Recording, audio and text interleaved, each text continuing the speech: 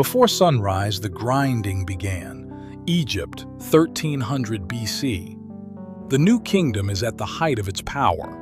Ramesses II sits on the throne. The temples at Abu Simbel are still being carved from the cliffside, and in a narrow courtyard of a mud brick home along the Nile, a woman kneels at a flat stone and works emmer wheat into flour. The sound carries through the pre-dawn quiet, rhythmic, low, familiar. It has been the sound of every Egyptian morning for thousands of years before her. Ancient Egypt fed millions of people with essentially two things: bread and beer. Emmer wheat and barley, grown in the rich black silt left by the Nile's annual flood, formed the foundation of nearly every meal eaten by nearly every Egyptian, noble, priest, craftsman, or field worker. Evidence from excavations at Deir el-Medina, the village that housed the workers who built the royal tombs, shows that bread and beer were not merely food. They were currency. They were medicine. They were the measure of a fair wage and the definition of basic human dignity. A skilled craftsman in 1300 BC might receive 12 large loaves and a jug of beer per day as his wage. Not coins, not gold, bread and beer. For most Egyptians, the daily meal was humble, reliable, and surprisingly nutritious. Bread came in dozens of varieties: emmer loaves, date-sweetened rounds, flatbreads baked on the outside of clay ovens. Archaeological analysis of bread samples from multiple New Kingdom sites reveals a consistent problem: grit. Stone querns shed particles during grinding. Dental records from Egyptian skeletal remains show heavy tooth wear across all social classes. The bread that sustained the civilization also wore down the teeth of everyone who ate it. Alongside the bread, onions. Raw, roasted, dried. Onions appear in tomb paintings, in worker ration lists, and in food offerings placed beside the dead. Garlic, leeks, and lentils rounded out the common diet. Fish from the Nile, dried and salted, provided protein for those who could not afford meat. River perch, catfish, and mullet were pulled from the water in woven reed traps and dried on wooden racks in the open air. Vegetables grown in small riverside gardens included cucumbers, melons, figs, and dates. Eggs from domesticated geese added occasional richness. Evidence suggests meat appeared at common tables only during festivals or special occasions. This was not a diet of plenty, but it was organized, predictable, and when the Nile cooperated, sufficient to keep an entire civilization on its feet. Further along the same street, behind a plastered wall painted with images of Amun, a different meal was taking shape. The household of a mid-ranking official in New Kingdom Egypt might set a table that would be unrecognizable to the worker outside. Roasted ox cut and wrapped in palm leaves, whole roasted ducks, glazed with honey, flat loaves made from finely sifted flour, white, soft, free of grit, bowls of figs and pomegranates, amphorae of wine from the Delta vineyards, sealed with clay stoppers stamped with the estate's mark. Banquet scenes painted in tombs from this period show guests draped in fine white linen, wearing wigs adorned with perfumed wax cones that melted slowly through the evening, releasing fragrance into the warm air. Musicians played harps and lutes in the corner. Servants moved through the room with ceramic jars, refilling cups, carrying platters of honey cakes and roasted meat. Yet, even at elite tables, the bread and beer remained. The fundamentals never disappeared. They changed in quality, in refinement, in the care of their preparation.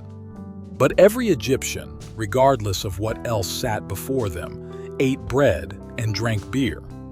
The gap between a noble and a worker was enormous in almost every respect.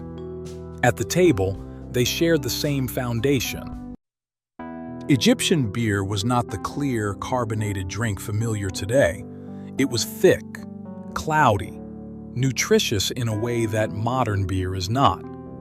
The brewing process began with partially baked emmer wheat loaves, sourdough-like starter loaves left to ferment in water. The fermented liquid was strained through woven reed baskets, mixed with dates or carob to add sweetness, and left to continue fermenting in sealed clay jars. The result was pale tan, cloudy, closer in texture to a thin porridge than a drink. The result was a beverage lower in alcohol than modern beer, but high in calories, vitamins, and beneficial bacteria.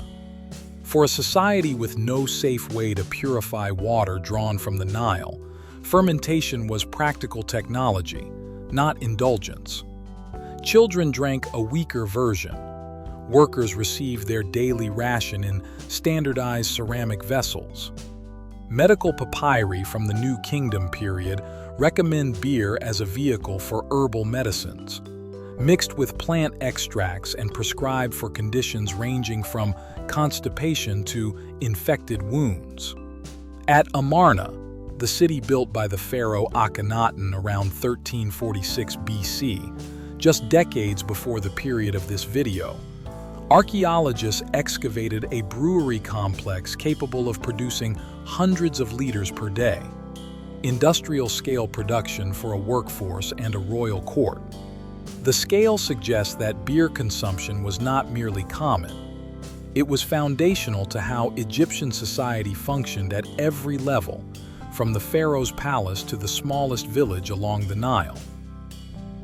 Along the waterfront, the morning market was already crowded with food.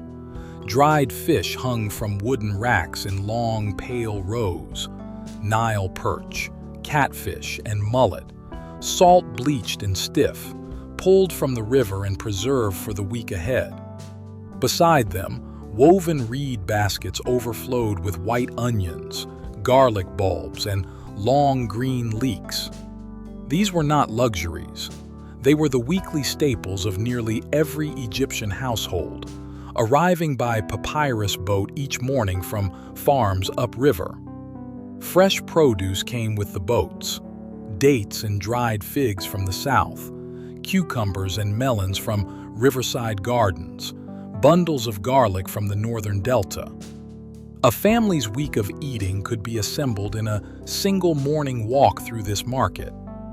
Bread was carried in from nearby households still warm. Beer arrived in sealed clay jars, the thick, cloudy liquid sloshing gently as donkeys carried it from the brewery compound to the stalls.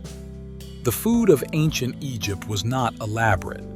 It did not need to be. Grain, fish, onions, beer. These four things, reliably available, reliably affordable within the barter system, sustained a civilization of millions for 3,000 years. The market made that possible every morning.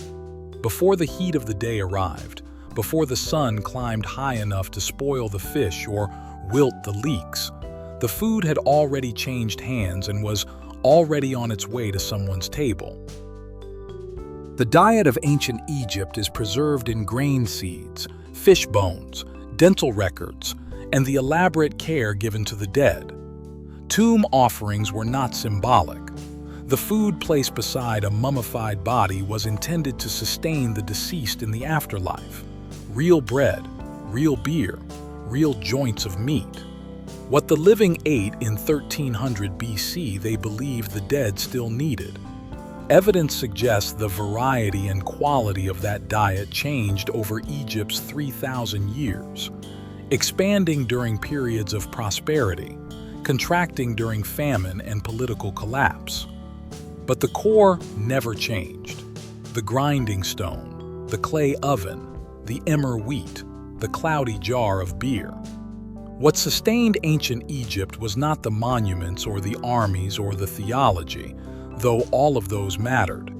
It was the quiet daily labor of ordinary people working grain into flour before sunrise, tending ovens in narrow courtyards, measuring out fair portions and sitting down with their families to eat. The same bread, every morning, for 3,000 years. Ancient Egypt had no supermarkets, no refrigeration, no global supply chains. What it had was this: an entire civilization built on two things, bread and beer. The woman at the grinding stone before sunrise, the brewer measuring fermented grain into sealed clay jars, the market trader calculating copper weights in his head, the cook pressing dough against the outside of a clay oven in the dark before dawn. None of them thought of themselves as holding a civilization together. They were just making food for the day. They did it anyway. That discipline, that daily, ordinary, unheroic insistence on feeding people, is how Egypt lasted 3,000 years. And in some ways, it is not so different from what any society still depends on. Every scene in this video was created using modern AI technology, rebuilt from archaeological food remains, tomb paintings, papyrus records, and the excavations at Deir, el-Medina, and Amarna. No real footage exists, but the history is real, and this is what it might have looked like. I'm History Rebuilds. If this brought the ancient world to life for you, subscribe and I'll keep rebuilding it.